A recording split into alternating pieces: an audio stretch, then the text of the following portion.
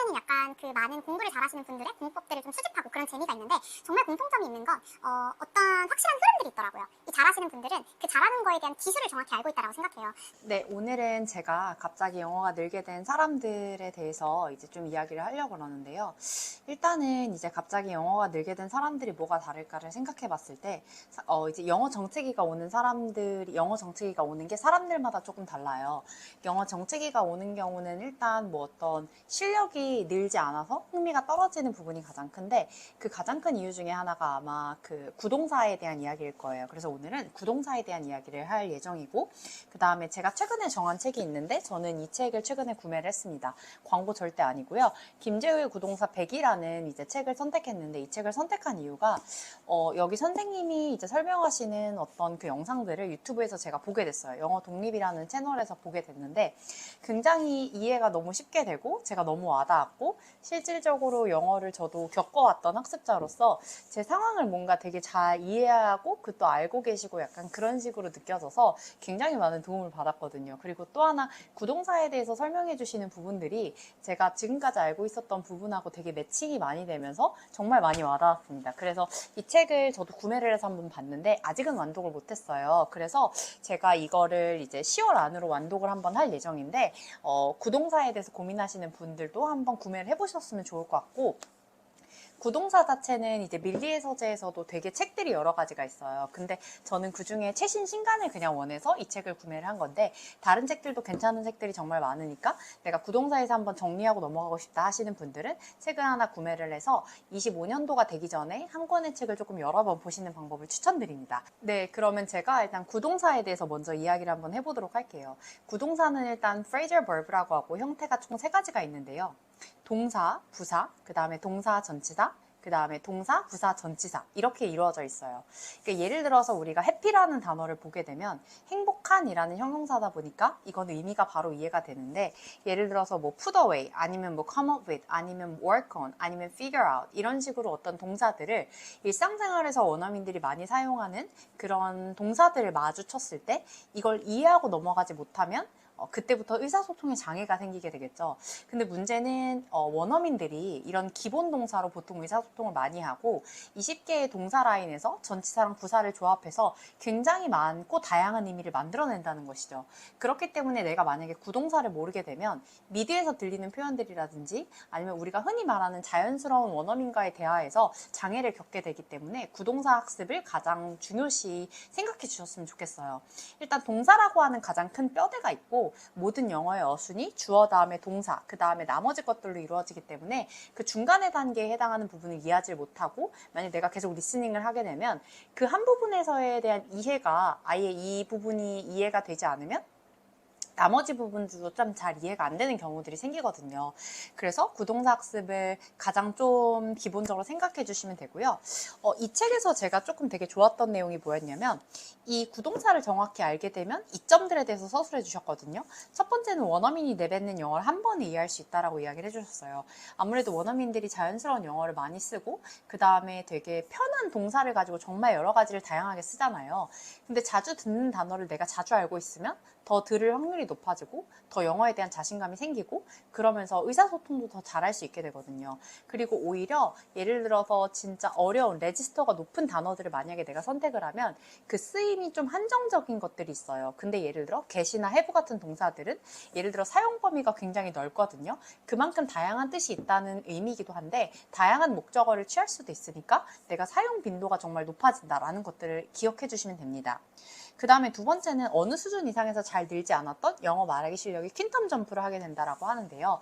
구동사 같은 경우는 제가 현재 그 스터디에서 진행하고 있는 윈피키드 책이 구동사 뭐 약간 잔치책이라고 해요. 그러니까 진짜 실제로 미국인들이 사용하는 구어체를 쓰는데 거기에 구동사들이 정말 많이 나오고 실제로 정말 이런 표현들을 쓴다고 했던 표현들이 정말 많이 나오거든요. 근데 예를 들어 거기에 나왔어도 좀 한국인들은 정리하는 걸 좋아하다 보니까 뭔가 이렇게 하나가 좀 정해져 있는 상태에서 같이 좀 병행하면 좋은 책들이다 보니까 같이 조금 병행을 하시면 좋을 것 같고요. 그럼 어떤 사람들한테 구동사가 필요한가를 이제 이 책에서 또 서술을 해주셨는데, 예를 들어서 뉴스랑 같이 좀 포멀한 글은 웬만큼 들리고 읽히는데 일상 대화 생활에서 스몰 토크 이런 게 좀 잘 안 들리시는 분들, 예를 들어 미드 같은 경우도 뭐 이 미드가 좋은데 그게 좀 잘 안 들리시는 분들, 그런 분들에게 좋고, 그 다음에 내가 뱉고 있는 영어가 굉장히 한국식스러우면, 그러면 좀 자연스럽지 않으니까 구동사를 학습하시면 좋고요. 세 번째 같은 경우는 예를 들어 직관적인 단어들은 우리가 바로 이해를 하잖아요. 그러니까 완전 기초나 왕초보 수준에서는 사실 영어나 어떤 다른 언어들을 배우는 게 재밌는데, 그 이상의 경험을 하게 될 때는 좀 약간 딱 봤을 때 모르는 의미들을 학습을 해주고 그것들을 잘 채워가는 게 중요하거든요. 그러니까 딱 봤을 때 의미가 제대로 모르는 그런 put away 같은 그런 구동사들을 내가 학습하고 잘 알고 의미를 안다면 아마 학습에 있어서 굉장히 실력이 잘 올라갈 것이라고 생각합니다. 그래서 제가 느낀 건 자주 나오는 표현들을 먼저 학습을 하고 여기서 자주 들리는 경험을 하게 되면 두뇌 자체가 우리가 이걸 중요한 것으로 여기고 또 기억이 강화된다라고 이제 많은 책들에서 이야기를 하잖아요. 그런 것들을 기억해 주시면 좋을 것 같고, 제가 이제 최근에 교토대학 수석 합격자가 가르쳐주는 의욕과 집중력이 생기는 공부법에 대한 책을 읽었어요. 최근에는 약간 그 많은 공부를 잘하시는 분들의 공부법들을 좀 수집하고 그런 재미가 있는데, 정말 공통점이 있는 건 어떤 확실한 흐름들이 있더라고요. 이 잘하시는 분들은 그 잘하는 거에 대한 기술을 정확히 알고 있다라고 생각해요. 저는 근데 이 기술을 아는 게 굉장히 중요한데, 이게 예를 들어 다이어트에도 적용이 되고, 아니면 뭐 내가 영어 공부를 하는데도 적용이 되고, 아니면 나의 퍼스널 브랜딩에도 적용이 되고, 아니면 예를 들어 내가 책 출간을 목표로 하고 있다, 거기에도 적용이 되고, 아니면 개인적인 목표가 있는데 그걸 달성하는 데 도움이 된다라고 하는 일련의 설계도 혹은 흐름을 나타낸다는 뜻이거든요.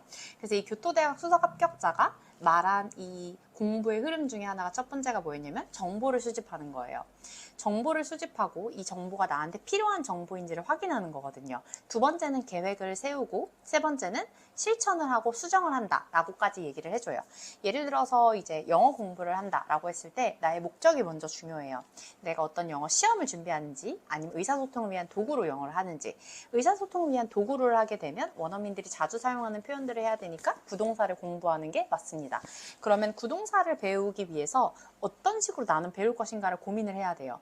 뭐 예를 들어 서점에 가서 책을 한 권을 구매할 것인지, 아니면 뭐 내가 이렇게 밀리의 서재 같은 어떤 앱이 있으면 거기서 이제 책을 선택할 것인지, 아니면 구글에 Fraser Verb PDF를 쳐서 우선은 조금 자주 나오는 게 뭔지 확인을 할 것인지, 이건 자신이 정하면 되거든요.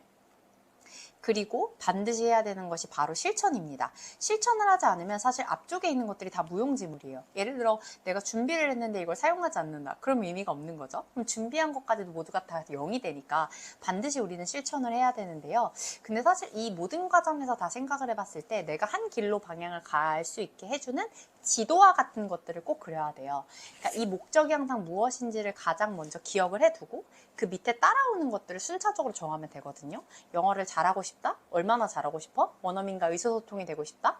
의사소통이 되려면 그들이 쓰는 말을 써야 되고, 그들이 쓰는 말은 어디에 대부분 있어? 아, 그럼 구동사. 내가 너무 왕초보다. 그러면 기초 단어부터. 근데 만약에 내가 초급에서 중급 사이다. 근데 여기서 실력이 정체되고 있다. 그러면 구동사를 학습하자. 그럼 구동사는 또 어떤 책을 학습할 건지, 어떤 강의를 들을 건지, 아니면 뭐 어떻게 할 건지 고민을 한번 해보고, 그런 다음에 여기서 선택을 한 다음에 이걸 무조건 실천까지 해서 책 한 권을 무조건 완독한다. 자신이 정한 책은 사실 한 번 완독은 반드시 필요하고요. 그 다음에 두세 번, 10번, 그 다음에 좋은 책은 100번까지 하라는 저번 영상처럼 그런 것들을 꼭 기억해 주시면 되거든요. 그래서 그 다음부터는 뭐 이제 자신이 좋아하는 어떤 컨텐츠를 찾는 거겠죠. 뭐 예를 들어 미드나 아니면 뭐 원서나 소설이나 이런 것들을 찾아보면 될 것 같고요. 그 다음에 반드시 기억해야 되는 건 계획한 스케줄이 개인마다 다를 거예요. 근데 여기서 내가 만약에 정체가 되고 나아가지 않는다? 그러면 그 계획을 중간에 수정을 해야 돼요. 반드시 어디 부분에서 문제가 생겼기 때문에 이게 잘 진행이 되지 않은 거기 때문에 수집 계획을 하고 다시 이제 수정을 진행을 하면 될 것 같습니다. 네, 그러면 저는 여기까지 하면 될 것 같고요. 저는 이 책을 아직 완독은 못했는데 제가 10월 31일 전까지 꼭 완독을 해서 쇼츠로 하나 올리도록 하겠습니다. 감사합니다.